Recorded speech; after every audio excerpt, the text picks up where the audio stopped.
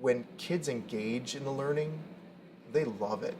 And it doesn't matter what it is necessarily, but when I see science being engaged, it makes me feel like I know what I'm doing is right.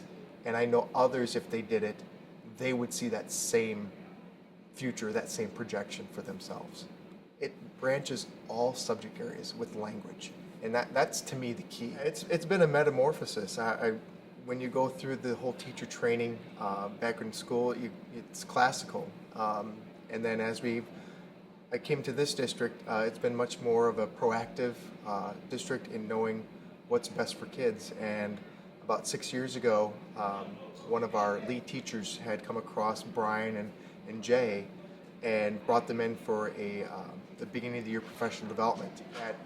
It was like a spark that I needed to understand how kids learn best. And it was that almost like a tipping point for kids to really start learning and understanding science from their perspective. And that was the key for me. When I first started, kids were not really sure of what I was wanting, and that was a huge part of the learning curve. So they would just be much more reserved and just want to wait for me to tell them what to do or what they should be thinking, which has been common practice for a lot of years.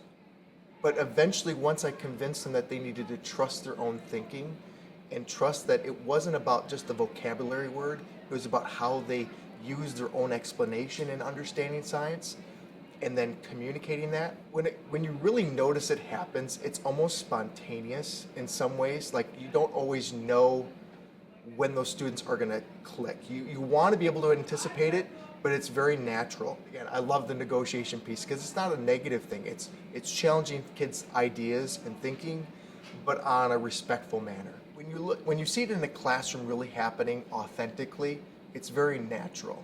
And what I mean by natural is students are engaging in one another, actively listening to what they're saying, as well as then challenging students on what they just said, not themselves, but what they just said. And that takes time to train them to get to do that because they like to be personal about it. Like you said this versus what you said. So when you hear that sort of language development and how they're addressing each other, then you really start experiencing that negotiation piece.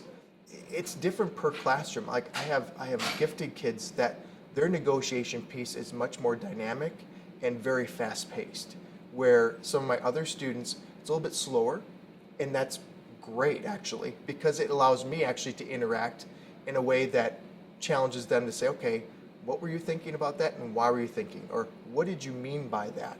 Or can you explain? And it kind of catches them off guard, like, what did I really say? And what kind of meaning did I have behind that? They truly thank you for taking them through that journey of really learning. And it's not every day that a teacher gets thanked for going into the classroom and learning. And many times I get kids come in and say, I've learned more from you this year than I've learned in the last 2 years of middle school.